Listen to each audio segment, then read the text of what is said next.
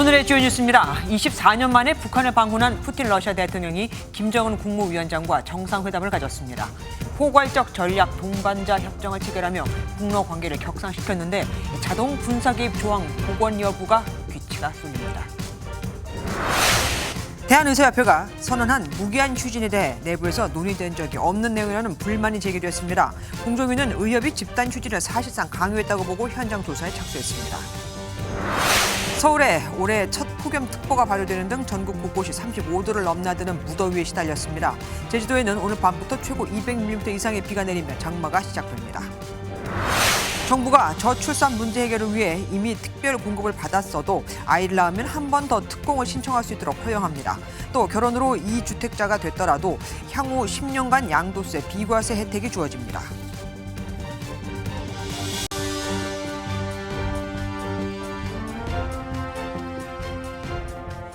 국제사회의 제재를 받는 나라들끼리 하지만 그 두 나라가 합법적이든 불법적이든 다 핵을 보유하고 있고 또 전쟁의 연루가 돼 있어서일까요?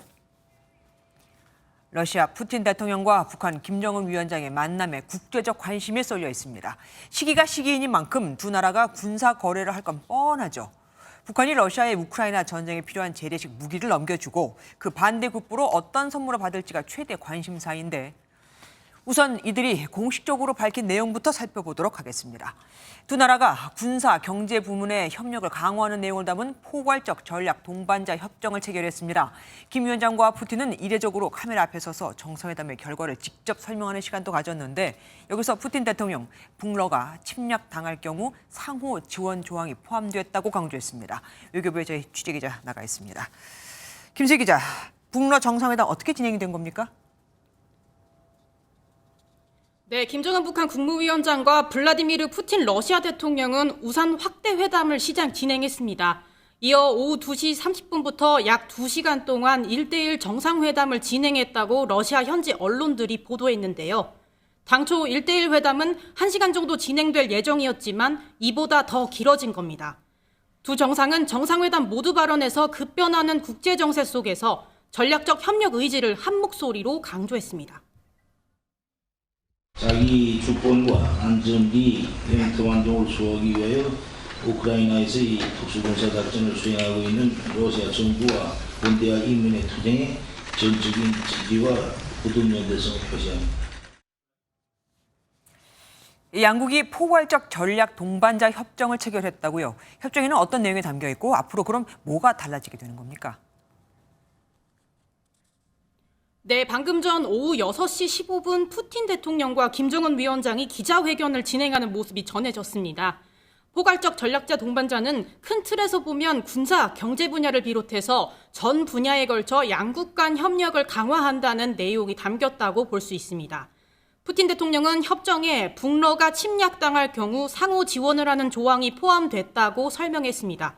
또 러시아와 북한의 군사기술 협력 진전을 배제하지 않고 북한과 획기적 협정으로 양국 관계가 새로운 수준으로 될 것이라고 설명했습니다. Мы придаем первостепенное значение укреплению традиционно дружественных и добрососедских российско-корейских отношений. 포괄적 전략 동반자 협정은 양국의 관계를 선린 우호 관계보다는 높게, 군사 동맹보다는 낮은 급으로 격상한다는 의미도 가집니다. 또 유리 우사코프 크렘린궁 보좌관은 두 정상의 1대1 회담에 앞서 가장 중요하고 가장 민감한 문제를 논의할 예정이라고 언급했는데요. 아직 구체적인 내용은 다 공개되지 않았습니다. 1대1 회담 논의 내용과 기자회견 등 취재되는 대로 추가로 전해드리겠습니다. 지금까지 외교부에서 MBN 뉴스 김세희입니다. 지각 대장으로 국제적으로 악명이 높은 푸틴 대통령은 이번에도 어김없이 지각을 했습니다. 원래 어제 저녁에 평양에 도착해 오늘 떠나는 것으로 예정돼 있었는데 자정을 훨씬 넘겨서 오늘 새벽 3시가 다 돼서야 도착을 했거든요.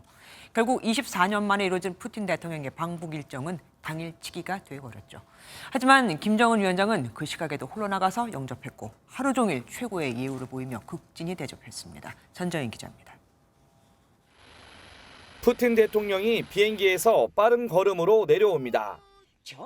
기다리고 있던 김정은 위원장이 악수를 건네고 두 차례 포옹합니다. 지각대장으로 악명이 높은 푸틴 대통령은 당초 예정됐던 어제 저녁이 아닌 오늘 새벽 2시 45분쯤 평양에 도착했습니다. 김정은 위원장은 수행단 없이 홀로 푸틴을 맞이했지만 최고 예우를 보였습니다. 평양 시내 도로 곳곳에는 푸틴 대통령의 사진과 환영 문구들이 걸렸습니다. 황홀한 야경으로 아름다운 평양의 거리들을 누비시면서 최고 수뇌분들께서는 그동안 쌓인 깊은 회포를 푸시며 푸틴 대통령과 김 위원장은 숙소인 금수산 영빈관에 함께 입장했습니다. 김 위원장은 푸틴 대통령과 다시 한번 악수를 하며 감사의 뜻을 표시했습니다. 회담들, 그다음에 이 행사들 다 이 공간에서 하게 됩니다. 국빈 방문 공식 환영식은 오늘 오후 12시 15분쯤 김일성 광장에서 열렸습니다. 평양 주민들이 꽃을 들고 푸틴 대통령을 열렬히 환영했고 두 사람은 오픈카를 타고 퍼레이드를 했습니다. 푸틴 대통령은 공연을 관람하고 국빈 만찬에도 참석하는 등 숨가쁜 일정을 소화한 뒤 오늘 밤 늦게 베트남으로 떠날 예정입니다. MBN 뉴스 전정인입니다. 북러가 반미 연대를 노골적으로 밝히고 중국은 북한 러시아 밀착은 미국의 압박 속에서 나온 합리적인 선택이라고. 그러니까 북러의 밀착을 미국 탓으로 돌리자 미국도 다시 또 경고를 하고 나섰습니다. 북한이 러시아에 무기를 공급하는 걸 무슨 수를 써서라도 막겠다고 하는 겁니다. 이교욱 기자가 보도합니다. 미국은 북러 정상의 만남에 백악관, 국무부, 국방부가 동시에 나서 곧바로 경고 메시지를 내놨습니다. 미 국무부는 북한에서 러시아로 넘어갈 무기를 어떻게든 차단하겠다고 밝혔습니다. We'll continue to do everything we can to cut off the support that countries like Iran and North Korea are providing. 미국은 북한의 무기 지원 대가로 러시아가 군사 관련 기술 등을 북한에 제공하면 한반도 안보에 중대한 영향을 미칠 것으로 보고 있습니다.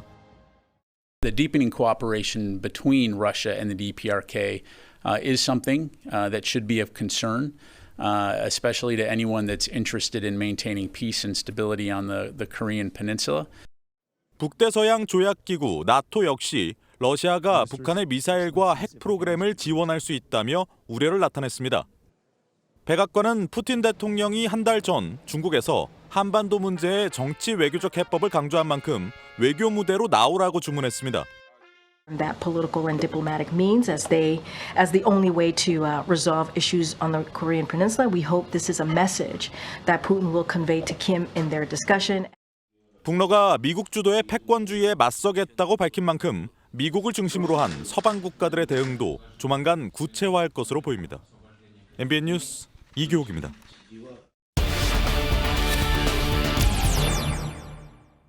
이번 푸틴 러시아 대통령의 방북 내용 외교안보팀 권영봉 기자와 함께 좀 더 자세히 살펴보겠습니다. 어서 오십시오. 네.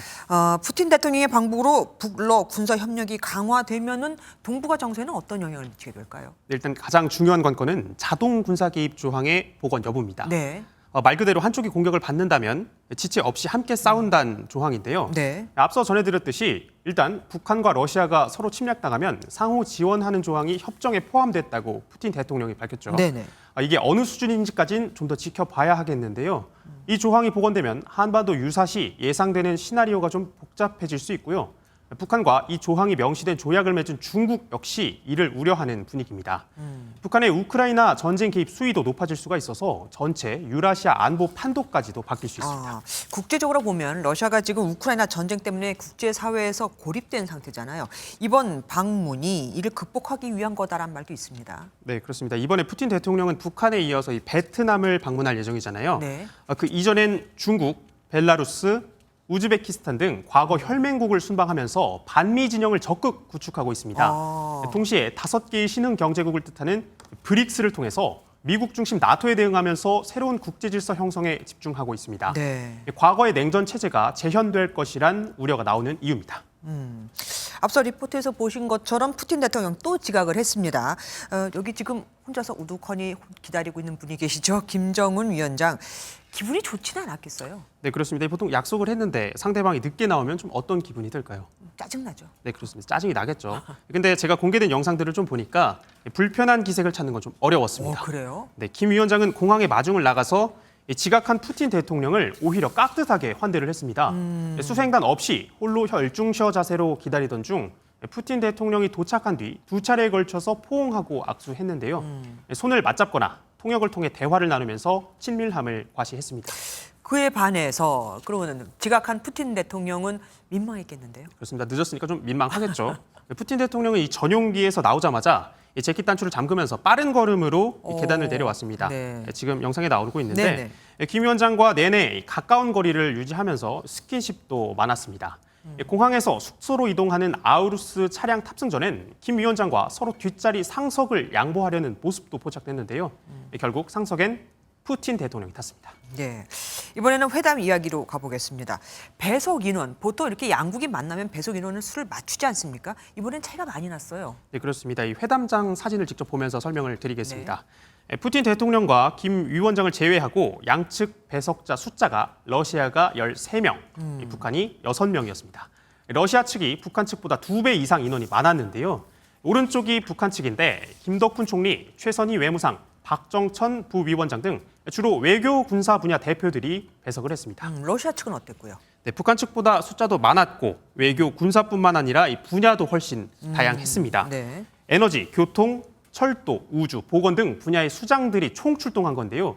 지금 사진상엔 10명만 보이는데 나머지 3명은 지금 안 보이는 곳에 앉아 있습니다. 네. 네, 북한이 러시아에 우크라이나 특별 군사작전에 필요한 포탄 등 무기를 제공하면서 양국 간의 군사협력이 좀 강화되고 있잖아요.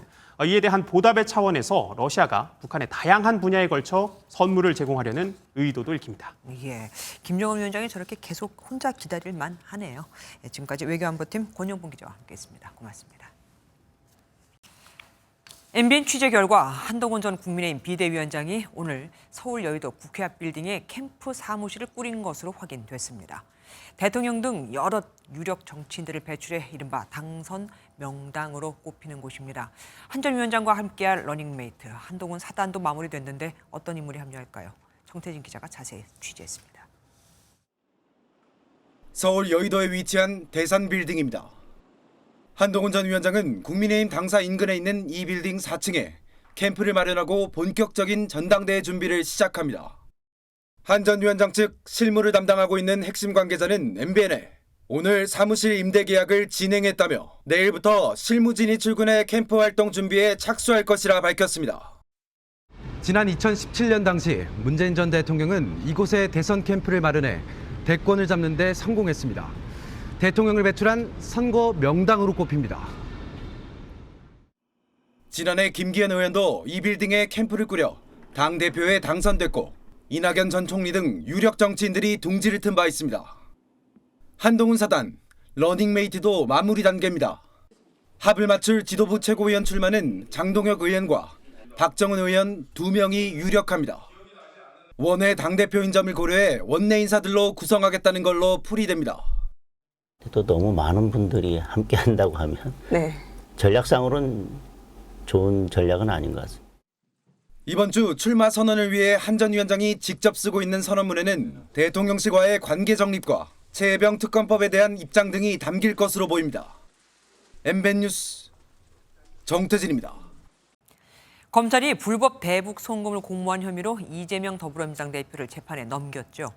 MBN이 검찰 공소장을 입수해 살펴봤는데 이 대표가 쌍방울 그룹의 대북 송금 내역을 알고 있었다는 정황이 여럿 발견됐습니다. 이화영 전 지사가 김성태 전 쌍방울 회장에게 이 대표가 대납을 알고 있다고 말한 사실도 쓰여 있었습니다. 먼저 박은채 기자가 보도합니다. 이재명 더불어민주당 대표는 경기도지사 재직 당시 쌍방울 그룹과 공모해 800만 달러를 대북 송금한 혐의 등으로 재판에 넘겨졌습니다. 취재진이 50쪽 분량의 검찰 공소장을 살펴보니 공소장에는 이 지사가 대북 송금을 인지했다는 정황이 곳곳에 담겨 있었습니다. 눈에 띄는 건 지난 2018년 말 이화영 전 경기도 부지사가 쌍방울이 스마트팜 사업 비용을 대납하기로 했다고 이 대표에게 보고했다는 내용입니다. 공소장에는 이 전 지사가 이듬해 초 김성태 쌍방울 회장으로부터 이 지사가 대납 사실에 대해 알고 있느냐는 질문을 받자 다 알고 계신다고 말했다고 적혀 있습니다. 이재명 당시 경기도지사가 방북비용 대납 사실 알았을 거라고 보시는 입장도 그대로? 예, 맞습니다. 이 대표가 2019년 1월과 7월 김 전 회장과의 통화에서 각각 좋은 일 해줘서 감사합니다.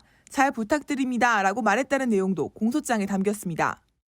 검찰은 또 이 대표가 2019년 공직선거법 위반 사건 1심 재판에서 무죄를 선고받은 직후 방북 초청 요청을 공식화했다는 내용도 공소장에 포함했습니다.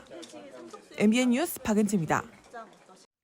이재명 더불어민주당 대표의 대북 송금 공소장 내용, 검찰 출입하는 이혁재 기자와 더 알아보겠습니다. 어서 오십시오.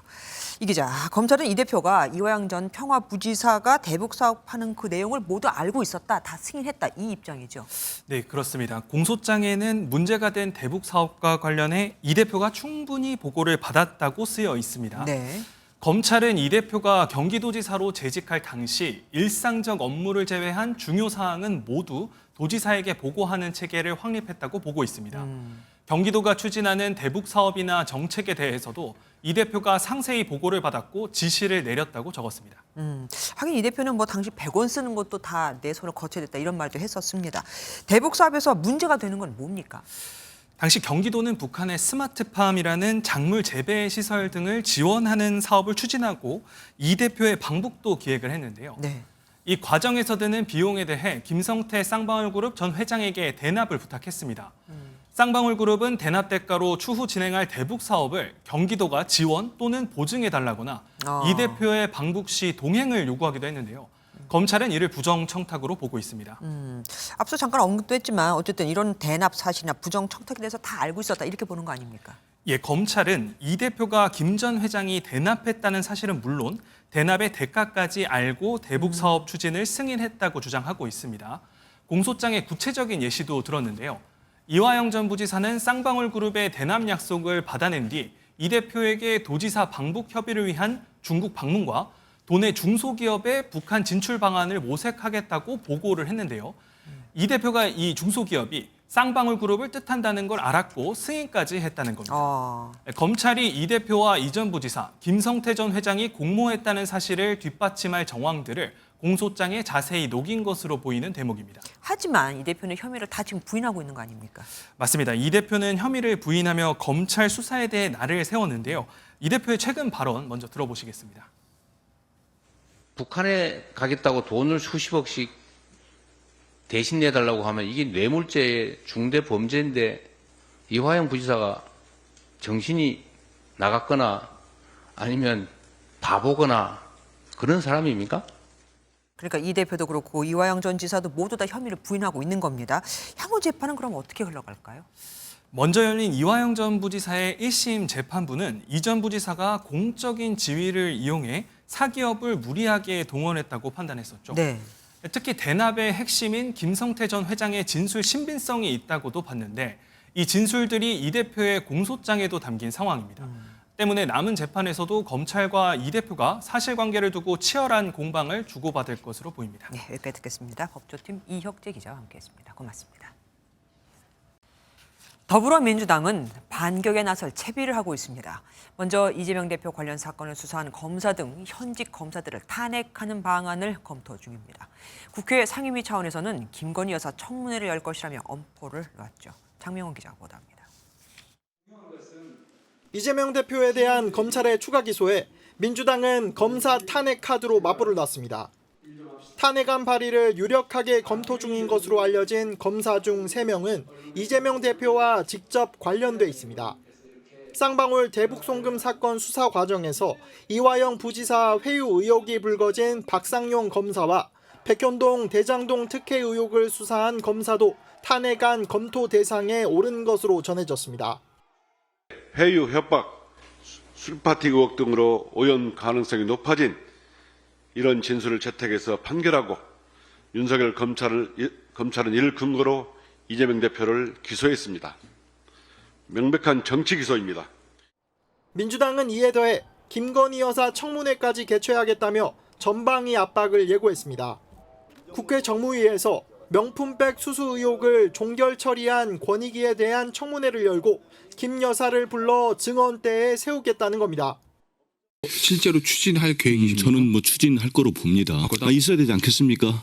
국민권익위원회의 그 황당무계한 결정을 한번 보십시오. 민주당은 모레 예정된 법사위 입법 청문회를 시작으로 압박 수위를 한층 끌어올릴 것으로 보입니다. MBN 뉴스 장명훈입니다. 국민의힘은 민주당이 이재명 대표와 관련된 사건을 수사한 검사를 탄핵하는 데 대해 민주당은 이재명 대표의 애완견 이념며 공격했습니다. 이 대표가 얼마 전 언론을 검찰의 애완견이라고 한 걸 빗댄 겁니다. 또한 대법원을 찾아가 민주당이 사법부마저 압박하고 있다며 이 대표 재판을 신속하게 진행해 줄 것을 촉구했습니다. 이 대표와 관련된 7개 사건 11개 혐의 재판 중 1심 판결조차 아직 나온 게 하나도 없거든요. 최돈희 기자입니다. 국민의힘 이재명 사법파괴 저지 특위 소속 의원들이 대법원을 찾았습니다. 더불어민주당 이재명 대표의 각종 혐의에 대한 신속한 재판 진행을 촉구하기 위해서입니다. 검찰을 비롯해 사법부를 다수당인 민주당 아래 무릎 꿇리려는 시도를 하고 있습니다. 이후 진행된 면담에서 의원들은 정치적, 외적인 고려 없이 신속하고 정확한 재판을 강조했고 법원 측은 재판 지연 문제 해소를 위해 다각도로 노력하겠다고 답한 것으로 전해졌습니다. 다시 불거진 이재명 대표의 사법 리스크를 극대화하려는 전략으로 분석됩니다. 공세 수위도 한층 끌어올리고 있습니다.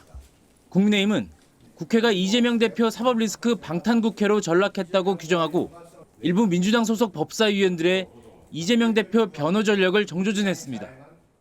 박균택, 이건태 의원 같은 경우에는 대장동 사건 변호인으로서 이재명 대표를 직접 2년 내에 대리를 한 사실이 있습니다. 이재명 대표 기소 관련 검사에 대해 탄핵안을 추진 중인 민주당에 대해선 이재명의 애완견의 충성 경쟁이 극으로 치닫고 있다고 비판했습니다. MBN 뉴스 최동입니다. 이재명 대표, 더불어민주당을 확실히 장악한 듯합니다. 더불어민주당 최고위원회의에서 이재명 대표는 민주당의 아버지, 이재명의 시대라는 찬사가 쏟아졌거든요. 최근 연임을 결심한 이 대표의 존재감과 명분을 강조하려는 걸까요? 표선우 기자가 보도합니다. 이재명 민주당 대표의 지명으로 최고위원이 된 강민구 대구시당 위원장이 첫 최고위원 회의에서 이재명 대표를 한껏 축혀 세웁니다.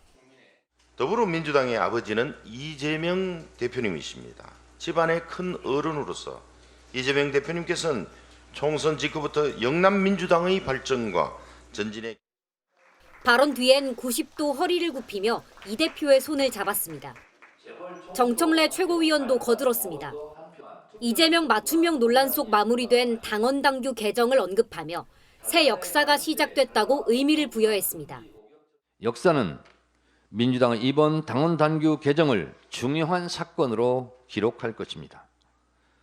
이재명 대표 시대이기에 가능했던 일입니다. 이 대표가 연임 도전의 뜻을 굳힌 만큼 측근들이 분위기 띄우기에 나섰다는 분석입니다. 이른바 이재명 1극 체제가 더 강해질 거란 전망입니다. 여권에선 이 대표를 중국 후한말 공포 정치의 대명사인 동탁에 빗댄 비판이 나왔습니다. 홍준표 대구시장은 여의도에 동탁이 등장했다며 동탁을 처단해줄 여포를 기다리는 사람이 늘어난다고 저격했습니다. 연임 전망이 우세한 가운데 민주당 내부에선 이 대표가 출마를 위해 21일 대표직 사퇴에 나설 거란 전망이 나왔습니다. 다만 이 대표는 아직 고민 중이라며 시기는 물론 연임 여부에도 신중한 태도를 유지했습니다. MBN 뉴스 표선우입니다. 오고 가는 언제 매일 여의도는 전쟁 중 Talk to me. 정치 톡톡 시간입니다. 오늘은 김도영 기자와 함께합니다. 어서 오십시오. 첫 번째 키워드 보겠습니다. 누가 영입했을까? 김경률 회계사익입니까? 네, 국민의힘 비상대책위원으로 활동했었죠. 네. 김경률 회계사를 누가 국민의힘에 영입을 한 건지를 두고 때 아닌 논란입니다. 비대위는 언제 제안받으셨어요? 한동훈 비대위원장이 네. 이렇게 국민의힘 그 회의에서 승인을 받은 것으로 알고 있고요. 크리스마스 전후입니다. 24일, 25일 이때쯤 연락이 와서. 네, 당시 인재 영입위원장이었던 친윤 핵심 이철규 의원 역시 한동훈 위원장과의 인연으로 비대위에 합류하신 분이라고 선을 그었죠. 네. 다만 김 회계사는 이철규 의원이 말이 맞다면서도 인재 영입위원회의 제안에는 응하지 않았었다고 비꼬았습니다. 굉장히 뼈가 있는 말입니다. 그러니까 이철규 의원도 자신한테 제안을 해왔다. 그건 사실이다. 이거 아닙니까? 그런데 누가 영입했냐가 그게 지금 와서 왜 중요하죠? 네, 아무래도 국민의힘이 전당대회를 앞두고 있어서 그런 것 같습니다.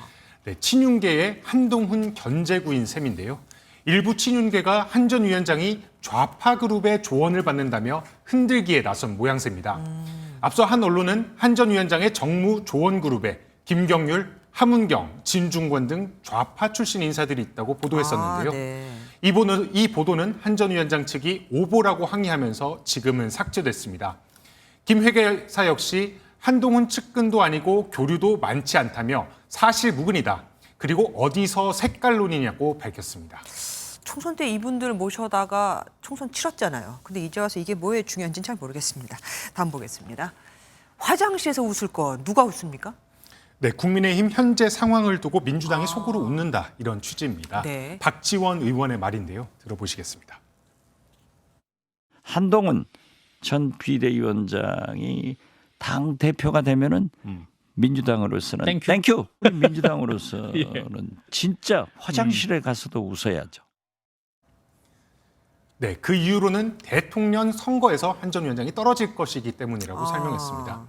이어 현직 대통령과 갈등을 반복하는 한 전 비대위원장이 과연 되겠냐며 나경원 의원이 당권을 잡을 것이라고 전망했습니다. 그런데 지금 나선 의원들이 다 지금 비윤이란 말입니다. 나경원 의원도 과거에 뭐 연판장 사건도 있었고 비윤이라고 친윤이라고 보기 어렵잖아요. 네, 그렇습니다. 상대적으로 친윤이다 이렇게 보는 겁니다. 한 전 위원장보다는 나 의원이 비교적 친윤으로 비칠 수 있습니다. 박지원 의원도 나 의원이 친윤을 표방하지 않고 어정쩡한 상태가 더 도움될 것이라면서 비교적 친윤과 가깝다 이렇게 주장했습니다. 친한 핵심으로 꼽히는 장동혁 의원도 구도 싸움으로 전당대회가 치러질 것이라고 전망했습니다. 선거가 구도 싸움이니까 뭐 당연히 반한 내지는 비한 뭐 이렇게 되는 것은 뭐 그건 피할 수 없는 것 같아요. 뭐 정치의 그건 속성이니까. 그리고 또 다음 보겠습니다. 제안의 역제안, 뭐 도돌이표 같이 계속 도나 봅니다. 이거 뭐 안 봐도 알겠어요. 여야 협상 상황이죠. 네, 원구성 협상이 계속 지지부진한 상황입니다. 오늘 추경호 국민의힘 원내대표가 민주당에 다시 제안을 했는데 직접 들어보시겠습니다. 법사위 운영일을 1년은 민주당이 맡고 1년 뒤 2년 차에는 국민의힘으로 돌려달라. 네, 박찬대 민주당 원내대표 최소한의 신뢰가 필요하다며 다시 역제안을 하고 나섰습니다. 향후 1년간 국회법 절차에 따라 통과한 법률안에 대해 거부권을 행사하지 말고 즉시 공포해야 합니다. 네, 국민의힘은 제2요구권은 헌법 규정이라며 헌법을 부정하는 내용을 진정성 있는 역제안이라 볼 수 있냐고 반박했습니다. 진짜 언제쯤 일하는 국회를 볼 수 있을까 모르겠습니다. 지금까지 김도영 기자와 함께했습니다. 대한의사협회의 임현택 회장이 어제 집회 도중 오는 27일부터 무기한 휴진에 들어갈 수 있다고 밝힌 데 대해 의료계 내부에서 사전에 논의되지 않은 결정이라는 비판이 나왔습니다. 공정위는 개원이들의 집단 휴진을 사실상 강요한 의혹을 받는 대한의사협회에 대해 현장 조사에 착수했습니다. 전남주 기자입니다. 의사 총궐기 대회에서 임현택 대한의사협회장은 다시 한번 무기한 휴진을 언급했습니다. 의사들이 정당한 요구를 정부가 받아들이지 않을 경우 우리는 오는 27일부터 무기한 휴진에 들어갈 것입니다. 임 회장의 발언이 17개 시도의사회장 등 내부의 사전 협의 없이 나온 발언으로 알려지면서 의료계는 크게 술렁였습니다. 이동욱 경기도의사회장은 임현택 의협회장이 집회에서 무기한 휴진을 발표할 때 처음 들었다면서 임 회장 1인의 임의단체가 아니고 절차와 과정의 정당성이 중요한 공식단체라고 비판했습니다. 임 회장의 발언으로 다시 한번 의료계에서 불협화음이 터졌습니다. 이런 가운데 의협이 주도한 집단휴진 하루 만에 공정거래위원회가 칼을 빼들었습니다. 집단휴진 강요 의혹에 대해 조사관들은 8시간에 걸친 강도 높은 현장 조사를 벌였습니다. 세세한 내용을 말씀드리긴 어렵고 저희 사업자단체 금지행위 위반 혐의로 신고 들어왔고요. 공정위는 공정거래법상 금지된 사업자단체 행위를 했는지 여부를 살필 예정으로 위반 시 10억 원 이내의 과징금을 물게 되고 의협회장 등 관련자들은 2년 이하 징역에 처해질 수 있습니다. 사실로 드러날 경우 의사면허 취소까지 가능한 사안이어서 앞으로 조사 결과에 관심이 쏠립니다. MBN 뉴스 전남주입니다. 그동안 소속 병원에 따라 직역에 따라 산발적으로 목소리를 내던 의사들이 우여곡절 끝에 범의료계 협의체를 꾸렸습니다. 이 협의체가 단일 창구 역할을 해서 정부와 의료계의 대화가 급물살을 타면 지금 사태가 해결될 거라는 기대가 있는데 그런데 출범을 하루 앞두고 변수가 또 생겼습니다. 전공의 측이 불참을 선언했거든요. 박유영 기자입니다. 정부는 지난달 2월 전공의 이탈 직후 의료계에 공통된 요구안을 달라고 여러 번 요청했습니다. 임현택 의협회장도 4월 말 인수위 때부터 의협과 의대 교수, 전공의와 의대생 등이 모두 참여하는 협의체를 추진했는데 관건은 전공의 단체의 참여 여부였습니다. 꾸려가야 되는 것이지 다른 특별한 문제가 있는 것은 아닙니다. 열심히 대화 중입니다. 하지만 범의료계 대책이란 이름으로 출범하기 하루 전까지 파열음은 계속됐습니다. 박단 전공의 협의회 비대위원장은 범의료계 협의체에 참여하지 않겠다며 정부가 사직 전공의의 복귀를 원하면 전공의와 이야기하면 된다고 의협 행보에 선을 그었습니다. 의협과 전공의 단체의 갈등은 4년 전 의대 증원 반대 총파업 때부터 쌓인 것으로 보입니다. 다만 무기한 휴진 등으로 국민 불안이 최고조인 가운데 내분이 반복되는 걸 놓고 의료계 내부에서조차 비판이 나옵니다. 이렇게 시국이 혼란스러운 와중에 주도권 싸움만을 이제 벌이는 게 의료계 대표들에게 실망과 피로를 느끼고 무대책, 무책임, 무지성, 산무의 한심함에 모두가 지쳐 있습니다. 의협은 오늘 저녁 의대 교수와 의학회 등과 회의를 열고 전공의 없이 예정대로 대책위를 출범할지 아니면 전공의 측을 더 설득할지 등을 논의해 내일 발표할 예정입니다. MBN 뉴스 박영입니다. 밖에서 한 걸음을 떼기가 어려울 정도로 더운 날이었죠. 고양시를 비롯한 여러 지역이 37도를 넘는 무더위에 시달렸고 경북 경산시는 무려 39도를 기록했습니다. 이게 정말 6월이 맞는 걸까요? 강세영 기자입니다. 구름 한 점 없는 화창한 날씨에도 일산 호수공원이 한산합니다. 오늘 고양시의 낮 최고 기온은 37도, 밖으로 나오기 두려운 수준이었습니다. 오후 2시에 지표면의 온도를 재보니 무려 60도에 육박했습니다. 따가운 햇살과 이렇게 뜨거운 지표면의 열기가 더해져 조금만 서 있어도 어지러울 정도로 더웠습니다. 남부지방도 펄펄 끓었습니다. 시원한 물안개가 나오는 버스 정류장에 앉아 잠시 햇볕을 피해보지만 더위가 가시진 않습니다. 원래 평소에는 이렇게 사실은 덥지 않았는데 오늘따라 이제 최근 들어서 가장 더운 것 같고 너무 더워서 오늘은 좀 실내에서 그 활동 위주로. 서울이 36도에 육박하며 올해 처음으로 폭염주의보가 발효됐고 광주가 37도, 경산은 무려 39도까지 올랐습니다. 남부지방은 내일 구름이 끼거나 비가 내리며 기온이 조금 떨어질 전망입니다. 낮 기온이 19일보다 2에서 6도가량 떨어지겠으나 지역에 따라 30도를 웃도는 더위는 당분간 지속될 것으로 예상됩니다. 중부지방은 주말이 돼서야 더위가 다소 누그러지겠습니다. 한편 장마가 시작되는 제주도는 밤부터 비가 쏟아집니다. 21일 아침까지 많게는 150mm가 내릴 전망인데 내일 출근 시간에 장대비가 예상됩니다. 남부지방도 22일에 내리는 비를 기점으로 장마가 시작될 가능성이 있습니다. MBN 뉴스 강세현입니다. 경기 고양시에 있는 지식산업센터에서 불이 나지 않았는데도 스프링클러가 작동해 입주자가 수억 원대 피해를 보는 일이 발생했습니다. 때일은 폭염 때문이기도 하지만 건물 자체가 단열이 제대로 되지 않아서 한낮 실내 온도가 최고 70도에 육박하는 사우나 수준이라고 합니다. 그런데 책임질 사람이 없습니다. 장동건 기자가 단독 보도합니다.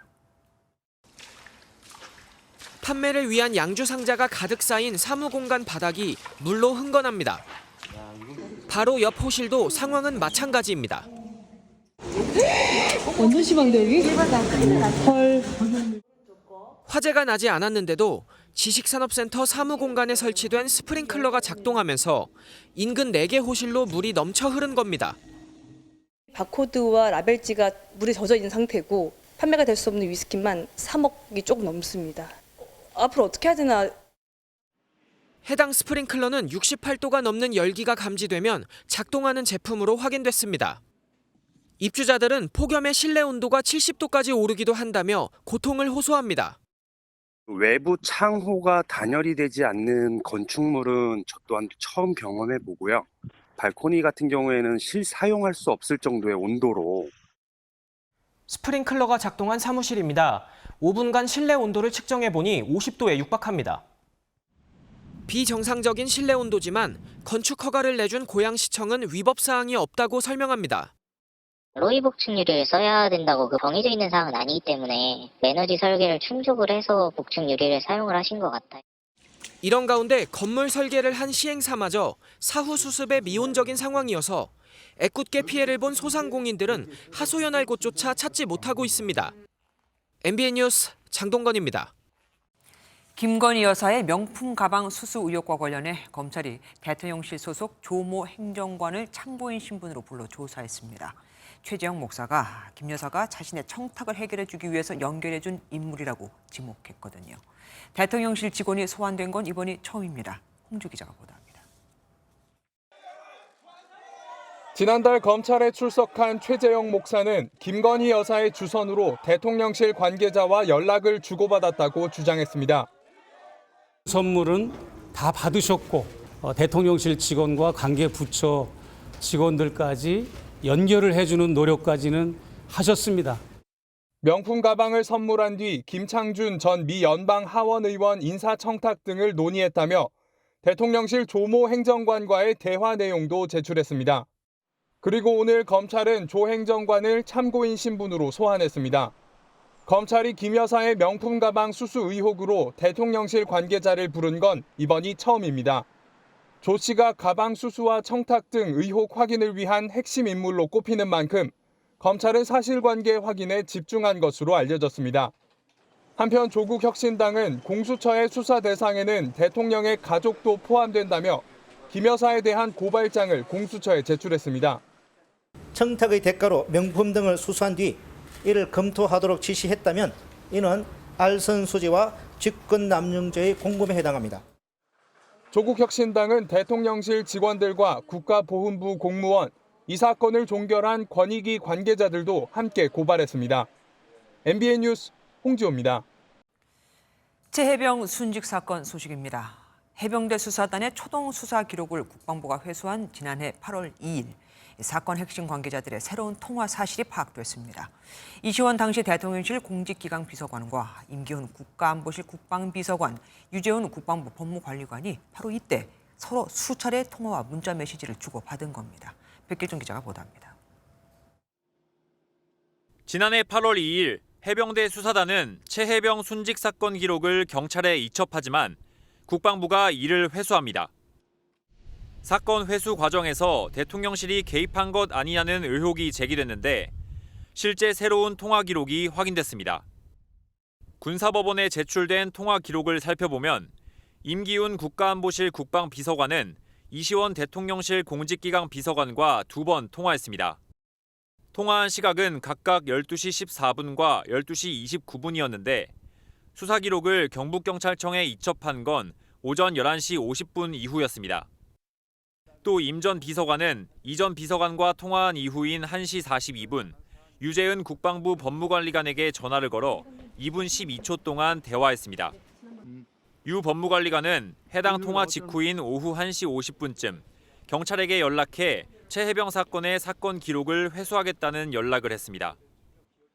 이와 함께 유 법무관리관과 이 전 비서관은 해당 일에 4차례 문자와 통화를 주고받은 것으로도 확인됐습니다.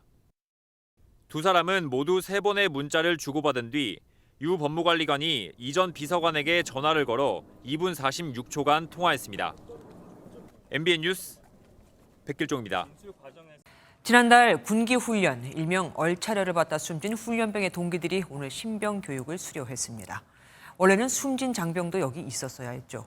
수료식장을 찾은 다른 훈련병 가족들은 애통함을 쏟아냈고 숨진 훈련병의 가족은 서울 용산에 차려진 시민 분향소에서 시민들의 위로를 받았습니다. 장진철 기자입니다. 이등병 계급장을 단 병사들과 가족들이 손을 꼭 붙잡고 체육관 밖으로 나옵니다. 5주 만에 만나는 얼굴이 그 어느 때보다 반갑습니다. 얼차려를 받다 숨진 박모 훈련병과 함께 입소한 12사단 신병들의 수료식이 오늘 열렸습니다. 함께 입소한 240여 명 가운데 딱 한 명, 박 훈련병만 보이지 않습니다. 수료식은 비공개로 진행됐고 이렇게 입구에는 추모할 수 있는 공간이 마련됐습니다. 생때 같은 자식을 잃은 마음을 같은 부모라는 이름으로 짐작이라도 해봅니다.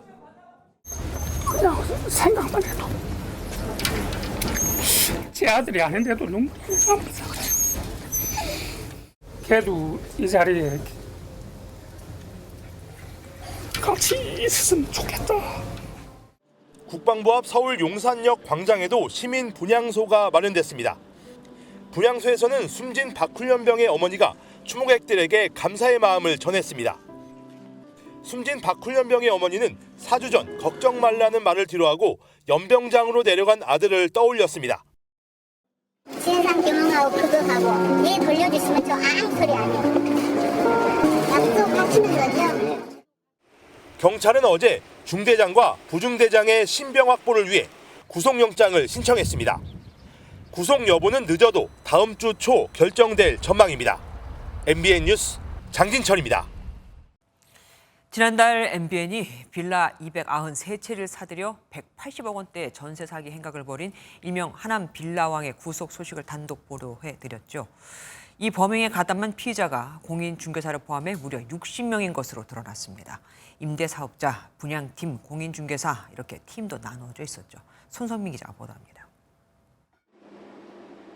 빌라 293채를 임대하며 하남 빌라왕으로 불리던 이모 씨는 지난 4월 180억 원대 부동산 사기 혐의로 구속됐습니다. 앞서 MBN 보도에서 반성의 기미가 없는 모습을 보이며 공분을 사기도 했습니다. 너네가 승소하긴 할 건데 나는 줄 돈이 없어 라고 일단 30대 A씨도 2022년 말에 만기일이 지나고 나서 전세 사기를 당했다는 사실을 알게 됐습니다. 제가 22살부터 모아온 돈 다 가져간 거예요. 단 한 번도 연락을 먼저 준 적이 없어요.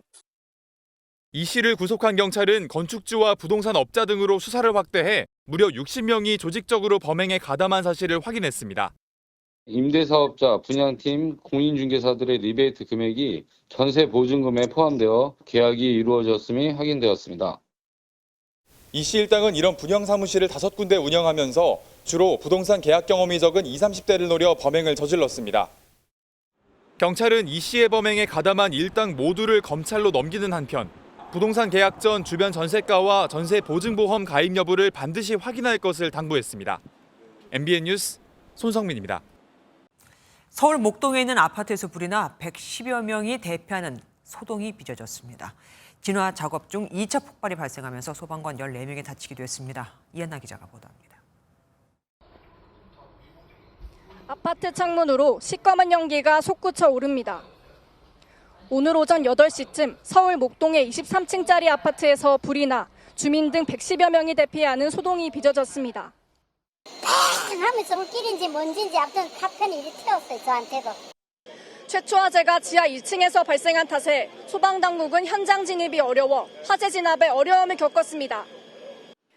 결국 오전 10시 반쯤 관할 소방서 인력이 전부 출동하는 대응 1단계가 발령됐습니다. 소방당국은 인력 292명과 소방장비 78대를 동원해 화재 진화에 나섰습니다. 진화 작업이 한창이던 오후 3시 반쯤에는 건물에 연기를 빼는 작업 중 폭발이 발생하면서 소방관 14명이 부상을 입었지만 다행히 모두 생명에는 지장이 없는 것으로 알려졌습니다. 경찰과 소방당국은 잔불을 모두 잡는 대로 정확한 화재 원인 감식에 나설 방침입니다. MBN 뉴스 이한나입니다. 지난 2017년 놀이공원 주차장 경사로에서 미끄러지는 차량에 치여 숨진 최하준 군 사건 기억하십니까? 이런 사고를 막으려고 만들어진 이른바 하준이법이 시행된 지 4년이 됐는데 아직도 고인목을 사용하는 차량은 찾아보기가 힘듭니다. 심지어 지자체가 설치한 고인목 보관함은 비어 있었죠. 한유희 기자가 현장 취재했습니다. 어두운 밤, 트럭 앞부분을 여러 명이 떠받치고 있습니다. 경사로에 주차된 1톤 트럭이 갑자기 미끄러져 근처에 있던 시민들이 달려와 몸으로 막은 겁니다. 지난 4월 경기도 광주에서도 제동장치가 풀려 혼자 굴러가던 트럭에 시민이 올라타 큰 사고를 막았습니다. 모두 차량 밀림을 방지하는 고인목을 사용하지 않아 발생한 일들입니다. 사고가 났던 서울 관악구의 골목을 다시 찾아갔습니다. 물병이 빠르게 굴러갈 정도로 경사가 급한데 고인목을 사용해 주차한 차량은 여전히 보이지 않습니다. 경사로 차량 미끄러짐 사고를 방지하라는 일명 하준이법에 따라 구청이 고인목 보관함을 설치해놨지만 관리는 부실합니다. 사고가 발생했던 곳 주변에는 이렇게 고인목 보관함이 설치되어 있지만 안쪽은 텅 비어 있습니다. 서울의 다른 지역도 상황은 별반 다르지 않습니다. 고인목 설치를 안내하는 표지판은 있지만 고인목이 제대로 설치된 차량은 찾아볼 수 없고 그나마 바닥에 설치되어 있던 고정형 고인목들도 2달 전부터 사라진 상태입니다. 공사 때문에 그걸 뜯어냈을 거예요. 그래서 개개인별로 이렇게 배부를 하고 있고요. 하준이법이 시행된 지 4년이나 지났지만 아직도 잘 지켜지지 않고 있는 겁니다. 운전자 입장에서는 이거는 뭐 안 해도 크게 단속이 된 적 경험이 없다 보니까 주민신고제의 어떤 고인목 부분을 좀 포함을 한다면은 오르막길에선 뒷바퀴 뒤쪽에, 내리막길에선 앞바퀴 앞쪽에 고인목 고정. 운전자들은 절대 잊지 말아야 합니다. MBN 뉴스 한여입니다.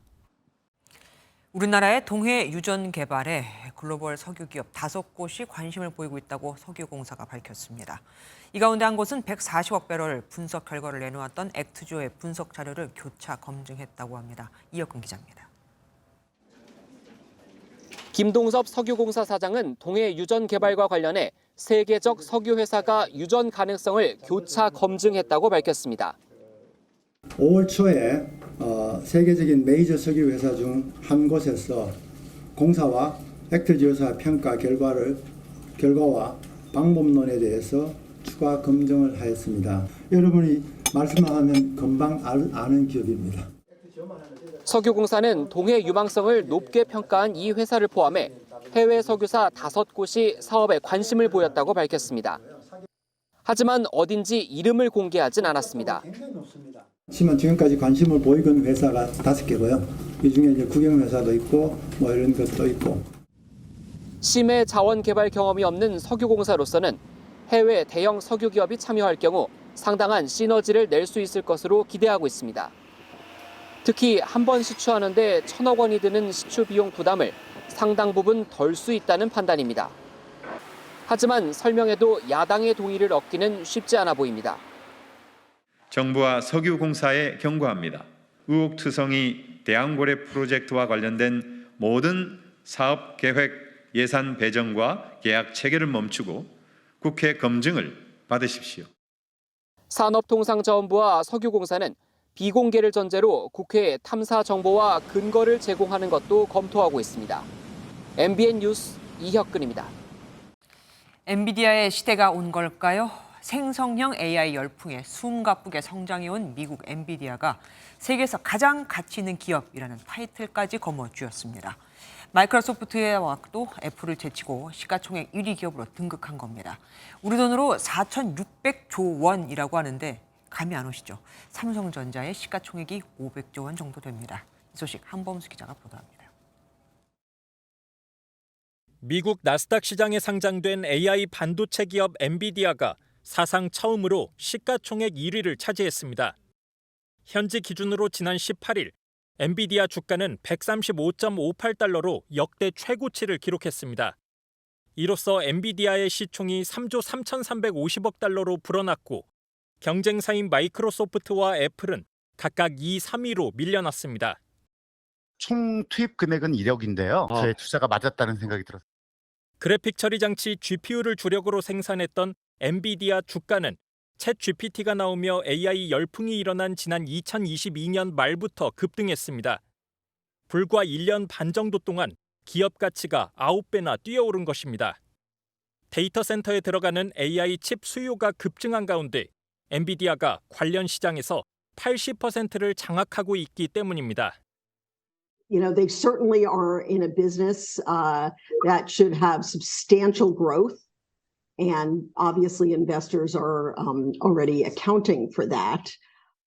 사무실 없이 레스토랑에서 사업을 시작해 2008년 금융위기 때는 매출 급감으로 CEO 연봉을 단돈 $1로 깎기도 했던 엔비디아.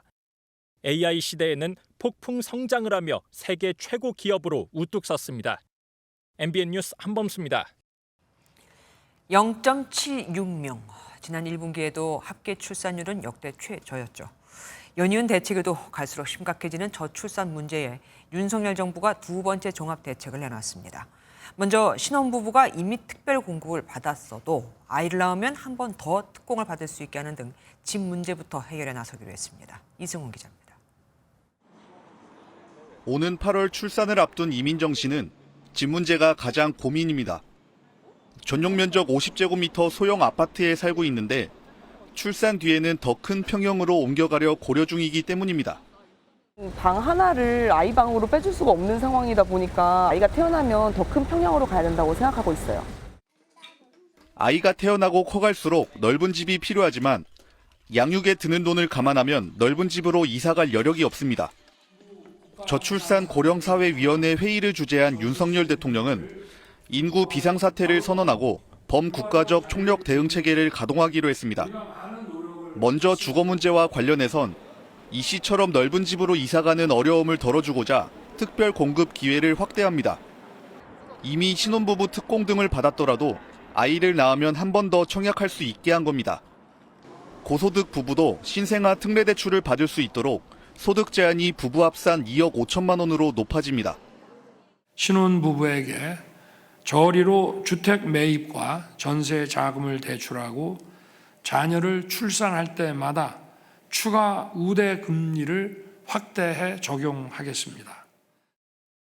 또 결혼으로 2주택자가 됐어도 양도세 등에서 1주택자로 취급되는 기간이 10년으로 늘어나고 결혼특별 세액공제가 신설됩니다. MBN 뉴스 이승훈입니다. 끈질기게 희망을 품고 삶의 끈을 이어가자. MBN이 한국 사회의 부끄러운 자화상, 세계 최고 수준의 자살률 문제를 연중 기획으로 다뤄보려고 합니다. 유독 한국인에게 세상살이가 가혹한 이유는 뭘까요? 또 병든 마음은 어떻게 치유를 해야 할까요? 첫 순서로 안병수 기자가 서방의 또 다른 자살 공화국, 미국을 현지 취재했습니다. 미국 샌프란시스코의 금문교, 관광 명소지만 매 30여 명이 몸을 던져 사망하는 장소이기도 합니다. 이 때문에 지난 1월 약 2억 달러를 들여 축구장 7개 면적에 자살 방지망을 설치했습니다. 시민사회 반대도 많았지만 실제로 지난해 금문교 자살자는 약 절반으로 줄었습니다. 지역에서 주관하는 시민 참여형 정신건강 행사 테이크 액션도 자살률 낮추기의 연장선입니다. 다양한 예체능 활동으로 긴장을 풀고 마음속 고민을 편안하게 털어놓자는 취지인데 약 5천 명의 방문객이 찾았습니다. I think there's a few economic stresses. I think inflation is getting kind of high. A lot of people are worried about their economic future, about the future of their kids. 솔직하게 도움을 요청하는 건 부끄러운 일이 아니라는 게 행사의 주요 메시지입니다. To break down the stigma of mental health. You don't have to sit at home and be sad or anxious. That's the purpose of today. It's to really just connect with the community. 신속한 구조 요청을 위해 2022년 도입한 자살 예방 한라인 988은 매달 50만 건 이상의 긴급 전화가 몰립니다. 주마다 달랐던 상담 번호를 통합하자 응답률은 90%로 올랐고 대기 시간도 평균 30초대입니다. 세대 차이를 고려해 젊은 층에는 비슷한 나이대의 자원봉사자를 상담사로 배치합니다. Yeah, I found them after the act. After sort of the grieving process has allowed me to open my eyes that I can, in their honor, do something for somebody else. 감수성 예민한 청소년에게는 예방 교육에 주력합니다. 관련 교과목과 지원 사업을 도입하는 곳이 늘고 있는데 미국 정부는 프로그램 개발과 교육자 양성에 10억 달러를 투자할 계획입니다. LA에서도 100여 개의 자살 예방 프로그램이 운영됩니다. We have a training and education division within the Department of Mental Health, and they let us know what went well, what we could improve on. But then also as trainers, we debrief. We talk about some things that came up in the training. OECD 가입국 중 미국의 자살률은 6위. 부동의 1위인 한국도 하루빨리 오명을 벗기 위한 노력을 기울여야 한다는 목소리가 높습니다. MBN 뉴스 안병수입니다. 국방부가 폴란드에 이어 루마니아에 한국산 K9 자주포 수출을 성사시켰습니다. 계약 금액은 9억 2천만 달러, 우리 돈 약 1조 3천억 원으로 최근 7년간 루마니아 무기 도입 사업 중 최대 규모입니다. 3기와 3기 EV가 미국 현지 시간 18일 알라바마주 터스키기시에서 양사가 공동으로 투자한 미국 현지 법인인 3기 아메리카의 준공식을 개최했습니다. 3기 아메리카는 미국에서 판매량이 지속적으로 증가하고 있는 세타 엔진 등을 생산해 현대차 미국 법인에 공급하는 것을 시작으로 하이브리드와 전기차 부품을 순차적으로 추가 양산할 계획입니다. 스포츠 뉴스입니다. 5월 초만 해도 부진의 늪에 빠져있던 프로야구 한화의 류현진이 이달 들어 완벽하게 부활했습니다. 우리가 알던 예전 그 류현진으로 돌아왔는데요. 괴물의 부활, 그 비결은 뭘까요? 신영빈 기자입니다. 몸쪽 꽉 찬 직구로 타자를 얼어붙게 하고 전매 특허 서클 체인지업을 떨어뜨려 헛스윙을 끌어냅니다. 한화의 류현진이 8이닝 동안 사사구 하나 없이 탈탈삼진 무실점 투구로 시즌 5승을 수확했습니다. 지난 4월 자신을 4.1이닝 9실점으로 무너뜨렸던 키움을 만나 한국 복귀 이후 최고의 피칭으로 복수전을 치렀습니다. 4월 5일 경기 대량 실점 솔직히 생각하셨어요? 안 하셨어요? 경기?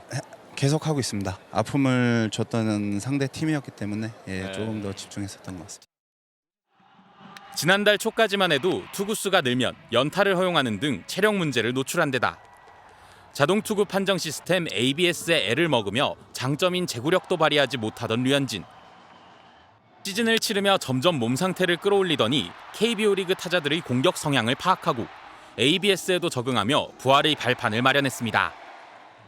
6월 평균 자책점 0을 기록한 류현진은 삼진 12개를 잡는 동안 볼넷은 단 하나만 내주며 컨트롤 아티스트의 위용을 되찾았습니다. 5점대까지 치솟았던 평균 자책점은 어느덧 3.38까지 낮아졌고 베이징 올림픽 금메달을 합작했던 스승의 얼굴엔 미소가 번졌습니다.